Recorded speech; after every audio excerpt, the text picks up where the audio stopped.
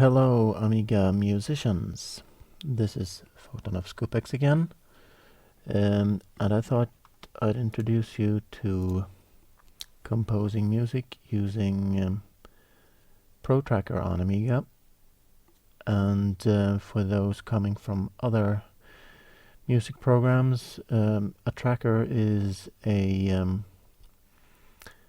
the beginning of purely computer-made music where you have absolute control over pretty much everything concerning your song, and it's a bit different from, say, the previous music programs where you plotted out notes on a sheet of music notepaper, or the later generation with something like a piano roll, if you know these self-playing pianos they used rolls with markings on them to play the notes. That's sort of what you have in Reason. For example, only the piano scroll is horizontal, so that the cursor would move rightward and pass over a bunch of notes that would trigger instruments. So anyway, let's start with the setup. If you downloaded the zip files from the music directory, this is what your entire project directory should look like. Only the music directory has been added. And let's check what we have inside there. You can do this in Workbench, which makes it even easier. You should create a directory or a drawer in Workbench called modules. You do that in CLI, which I'm using, by typing make dir modules. This is the home directory for your songs. They're in tracker terminology, they're called modules. In the beginning there were songs and there were presets and all kinds of things, but these days, when we're not having Amigas with 3 extra drives and swapping music disks, I should say instrument disks, like crazy, the usual way to work on your song is to save it as a module, which saves it both the song and the instrument samples with their volume settings, etc. So those are modules, and this is where you put your songs to find them later. This folder right here should be assigned to ST00. That's an assign. Assigns are used on Amiga to make a short name for this longer search path, and this is where this is how you tell Protracker where your home directory is for all kinds of stuff. In this directory then are 2 tracker versions, 2.3D and 3.15. These are reference Protracker versions for me and for many others, which means that whatever works in them works in your demo. You can also try 3.62 and even 4.0. But there may be some things that you don't like, or some bugs, or some layout issues, or whatever. For me, basically, 2.3D is what I use to check with if something doesn't work in 3.15. There are a few subtle differences in the, I think, the vibrato commands. Or maybe I'm confusing the difference between Protracker and Noise Tracker, I don't know. Either way, Protracker 2.3D is low resolution, which makes it a little more of a pain to work with. 3.15 is high res, and you can even get it interlaced if you have a deinterlacing display, which simply means that you have more, it's easier to work with the layout in it. This is the help file for Protracker, and this is a text file that you will see in a few seconds. Here, if you have used right-click and extract here, you would get all the instrument discs that came with sort of along the years, swapped between musicians and what have you, and also issued officially with some Protracker and Soundtracker versions. That's why it still has this ST abbreviation. That stands for Soundtracker, created by Karsten Nowaski. And of course, I don't know, stolen or developed further by various groups, until we had this Protracker, which is I think a solid foundation for memory efficient and raster time efficient music for use in demos and games. So if we look inside the STXX directory, you can see that I've removed almost all of the instrument discs, and that's because I think there will be enough instruments in these first 9 discs to do what I want. So I've made a script that assigns all these st-01:, to its specific location on disks, which in my case is this directory /stxx/st01. And it's not really necessary to do it, but if you make a Protracker installation once and for all, and you want to have all the instrument discs, then you might as well do it.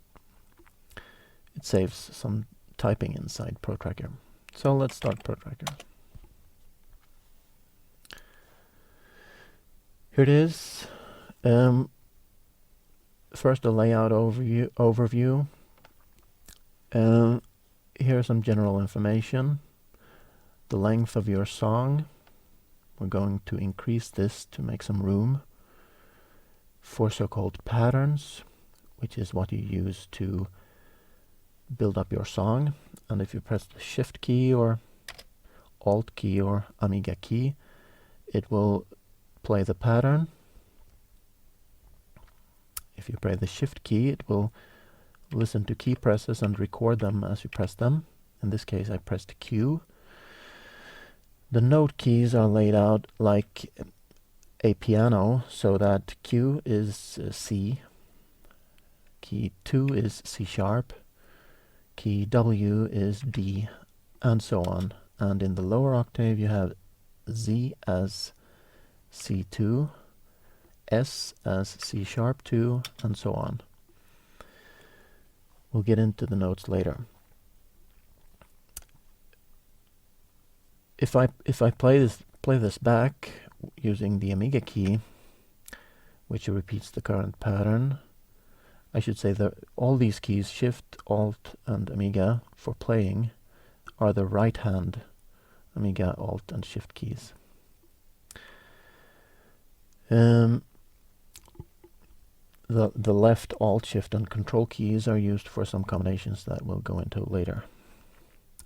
As you can probably tell, you can hear no sound, and that's not, well, that's simply because I haven't loaded any instruments. If you look here, this is the current sample.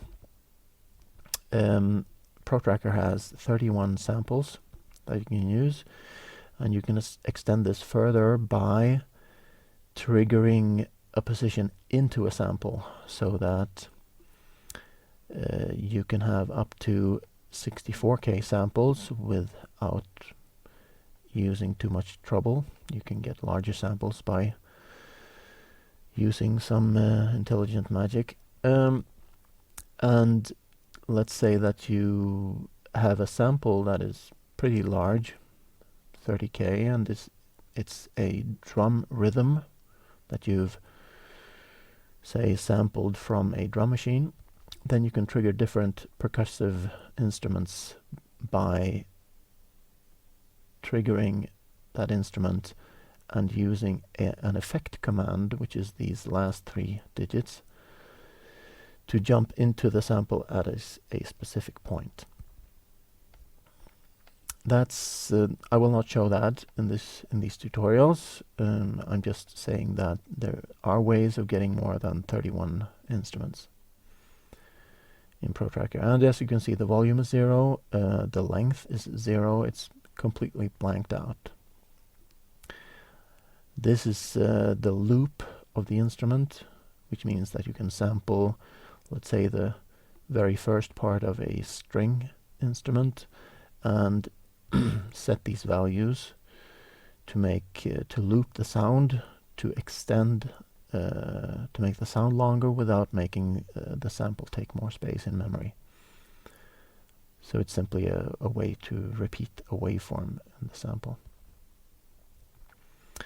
As you load a sample, which we will do later, these values will be filled in pretty automatically. And that's about it. Here are your navigation buttons. Instead of pressing right Alt key, you can press play. And instead of pressing space, as I did before without telling you, you can click stop. This repeats the pattern, so you can listen to a rhythm or something that you've made until it's good. And record is the same as the right shift key that I pressed before to record these notes.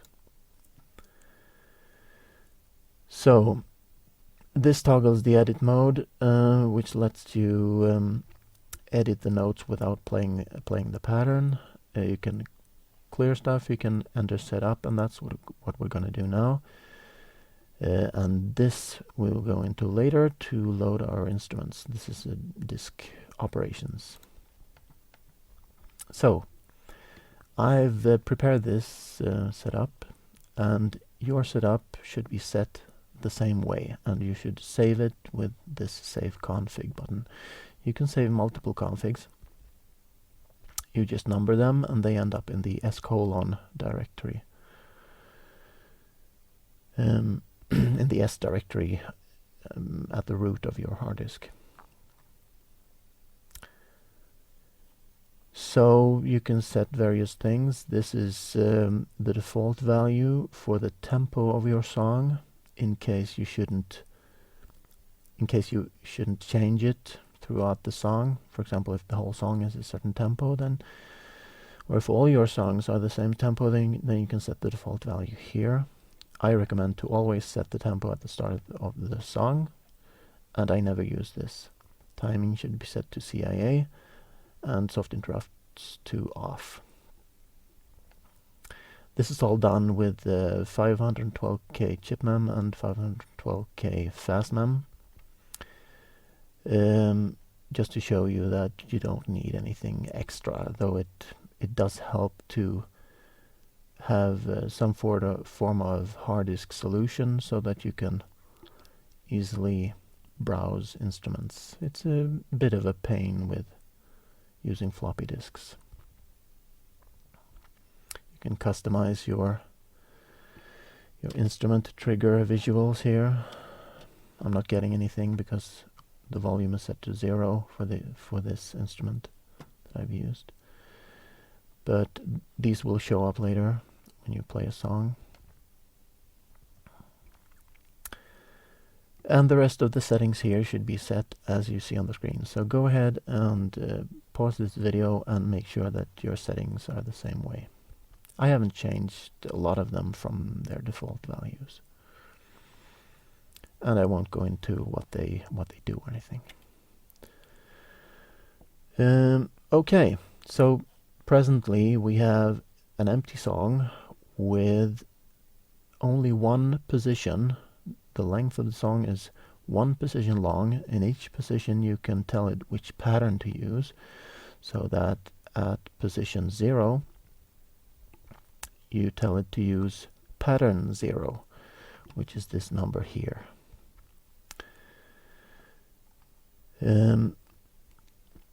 As you build your song, then you fill various patterns with this note data in 4 channels, right, left, left, right, in hard stereo separation. So this hard stereo separation could take a while to get used to, but you soon learn to not put, for example, 2 treble instruments in the same left or right channel, and things like that. You learn to spread things out.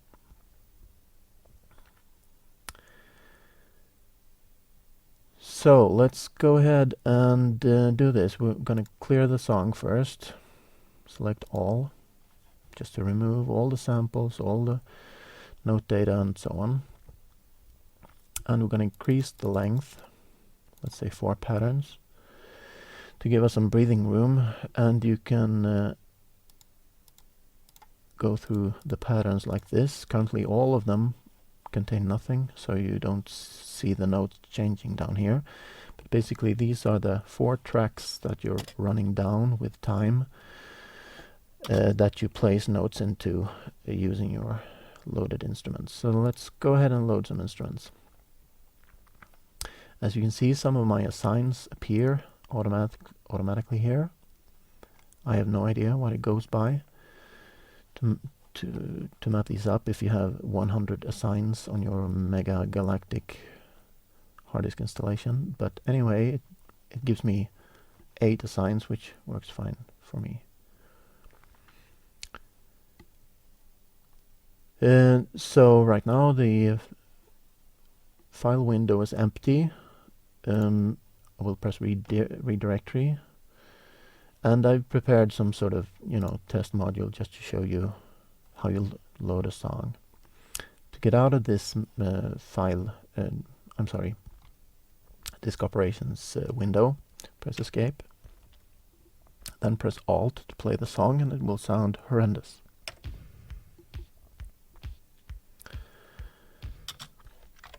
So basically I've loaded, as you can see, there may be some slight bugs. I wouldn't worry about them. Might be WinUAE, might be something else. This is an Amiga 500 setup in WinUAE. And either way, that should read bass drum too, and nothing else. And so this is sample 1, and it's a bass drum instrument. I hear it now because the cursor is in one of the note tracks. Here are the instrument number tracks, these 2 digits, and here these 3 are the effect commands, then the last 3. So if I were to, with the right arrow, move to one of the effect tracks and try to play a note, I wouldn't hear anything. So just press tab to make sure. And now I'm in the other speaker completely. This is the same speaker again, the left one, and here's the right one. Right, left, left, right. Okay.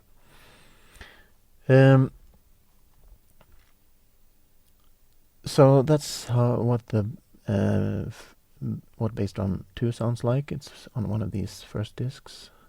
You can either use these arrows to toggle through the instruments, or control and the right and left arrow keys like this. This is my preference, because I can easily go through the instruments and check them out. Hang on. Managed to press tab and right arrow. That's not good. Here's the snare drum. Here's the tom. And if I press 1 octave lower down, here's a B drum too, which is a slightly different sound. And here's a reverbed bass drum. You have 3 octaves available to you in this Protracker version, and you toggle between high and low mode with F1 and F2. So this is the lowest octave for that sample.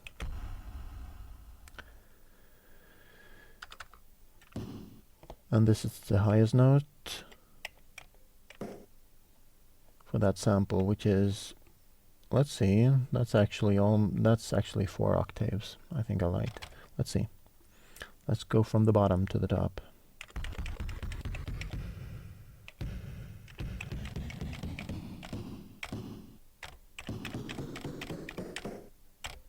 Nope, that's 3 octaves. So anyway,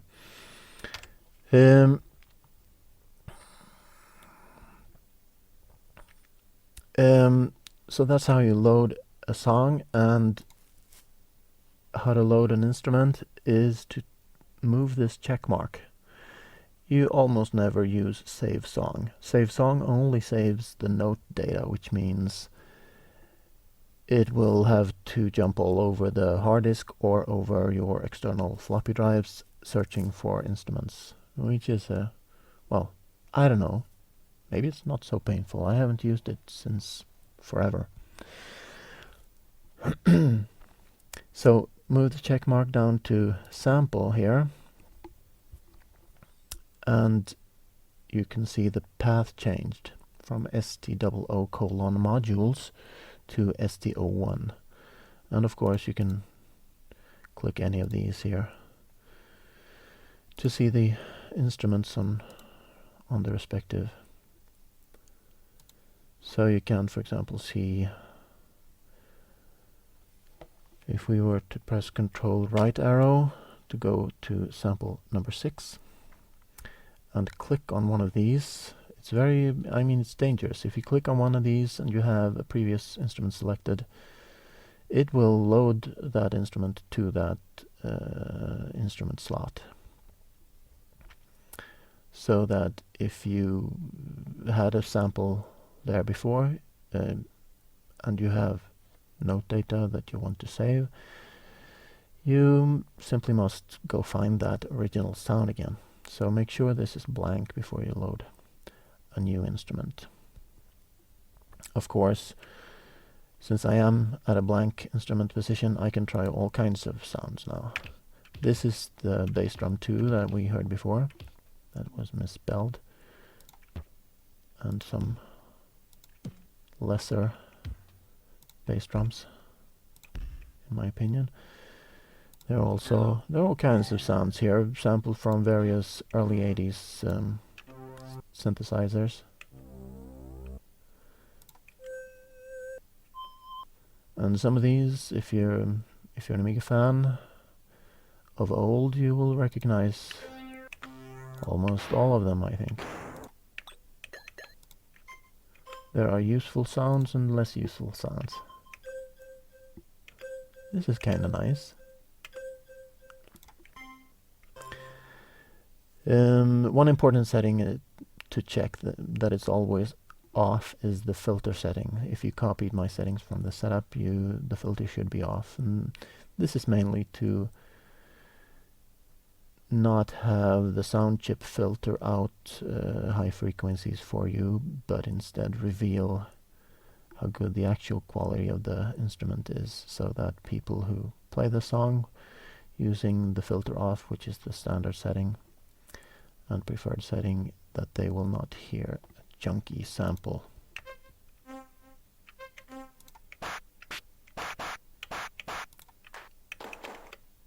Well, I don't know. So anyway,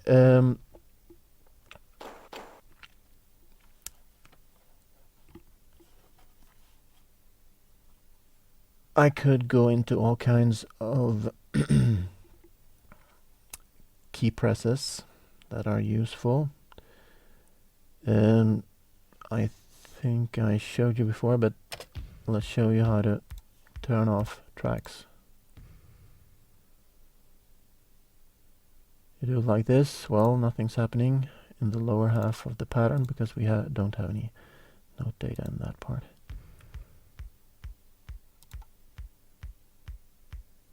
So that's how that works. You can also turn them off with these visualizers up here.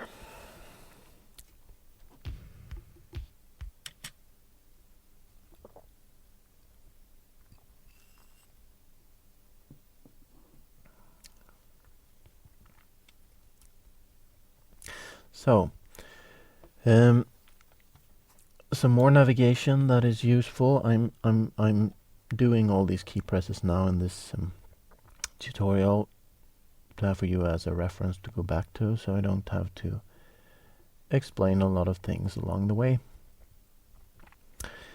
As I said, Control right and left flips through your instruments. Alt right and left flips through your patterns. As you can see, only pattern 0, 0 is defined. I think you can go as far up as 63 and then it wraps, if I remember correctly. Yeah. Okay, so 63 is the highest pattern number. So normally you don't run out of patterns. And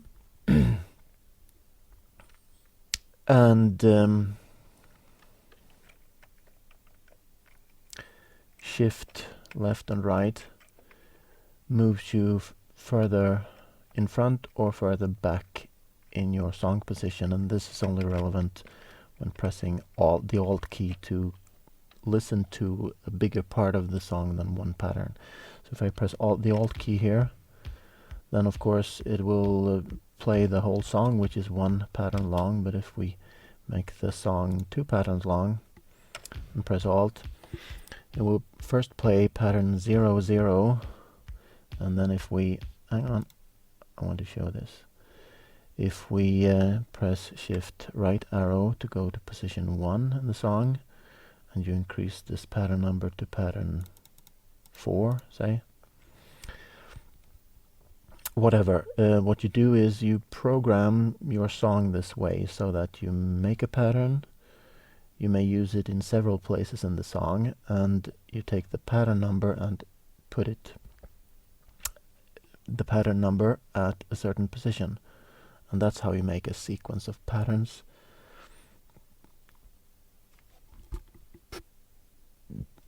I'm sorry. That forms the song. So, here we have used pattern 0 at position 0, and that's this pattern. And at position 1 we have pattern 4, and let's go ahead and press Alt right key to get to pattern 4. And as you can see, it's blank, but we could change that by going through our instruments with Control left and right arrow to find a tom sound, say, and just pepper that guy at the lowest possible note, for example. And then we go back to the first position in the song, and this is the pattern we know and hate. And the last half of that pattern is silence.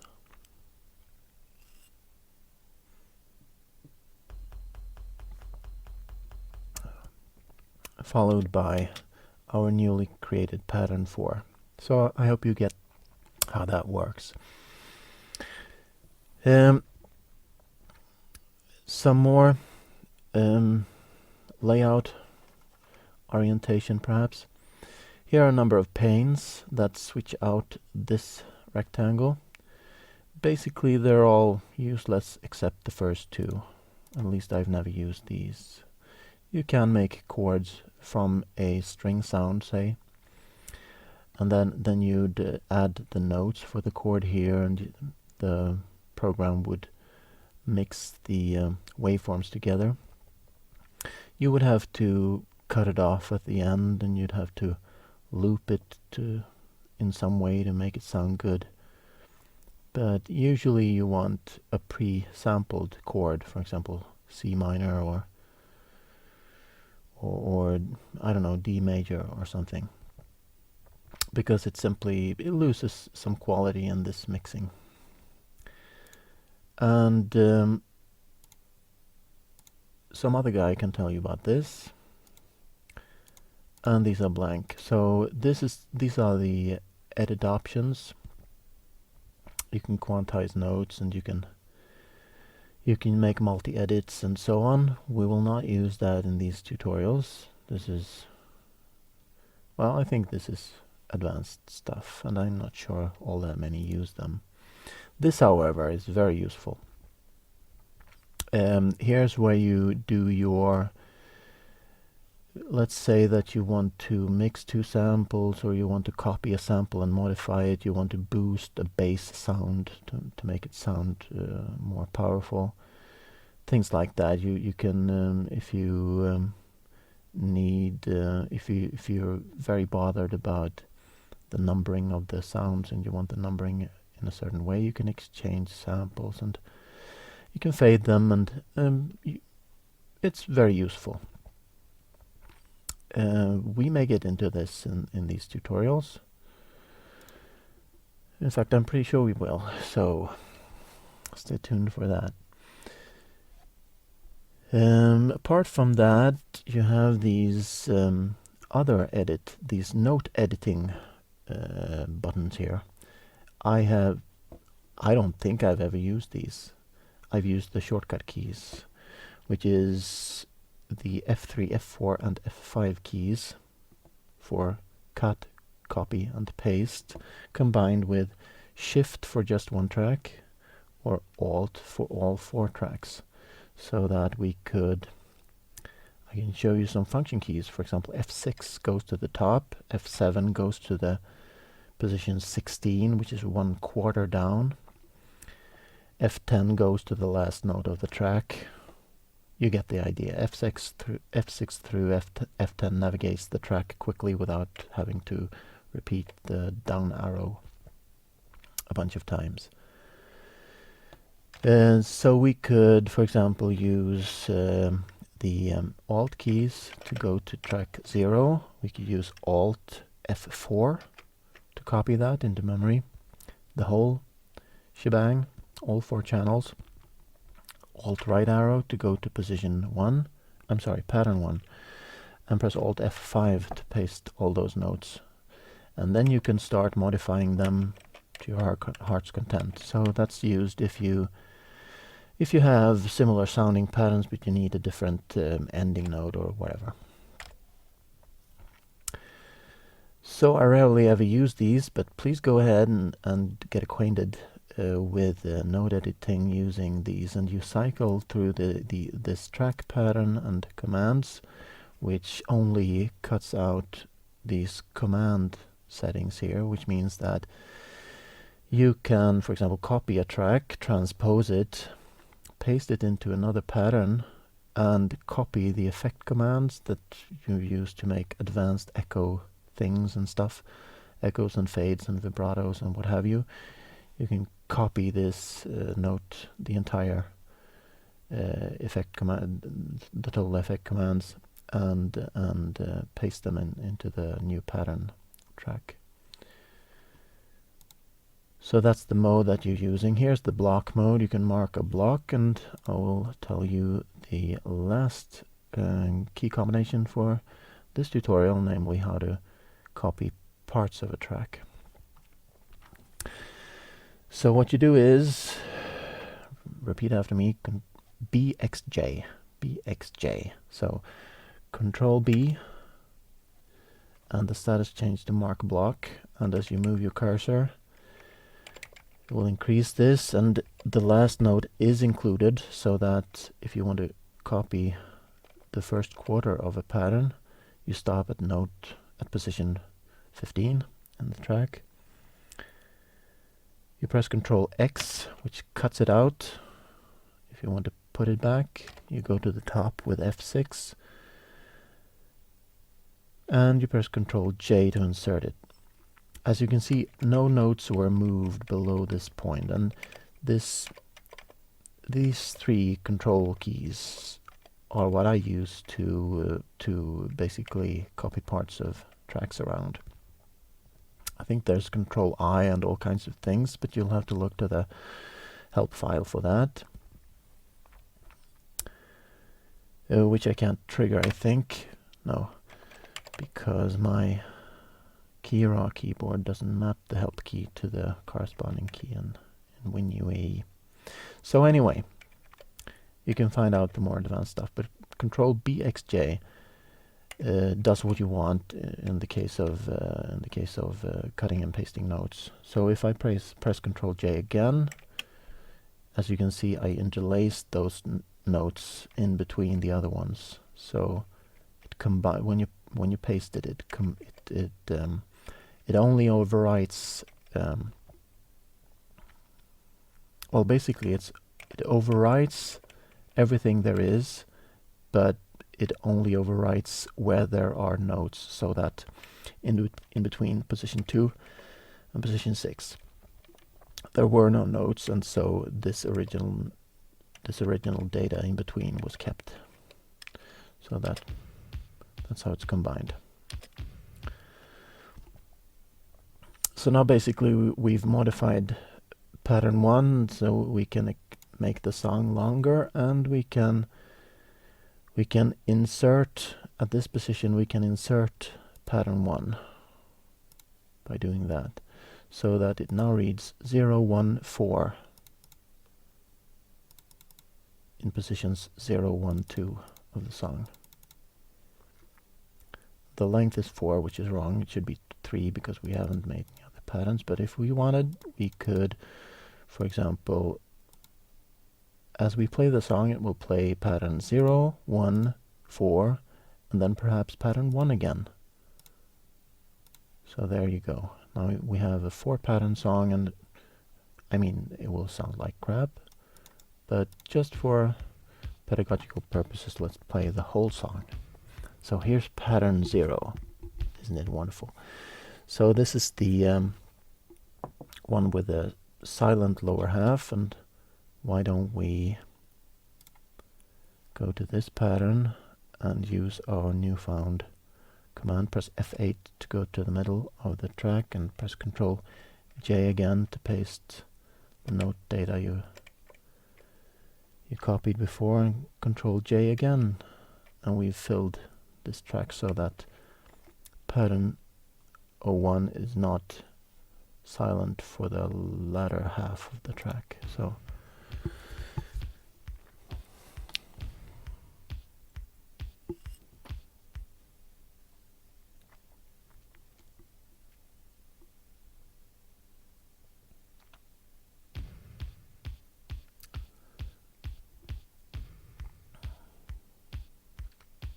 and don't be alarmed, our song will not sound like this when we're done. This is just to show you the basics of getting around Soundtracker.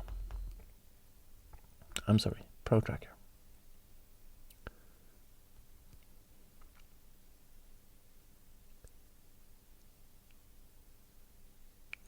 And here's our pattern 1 again.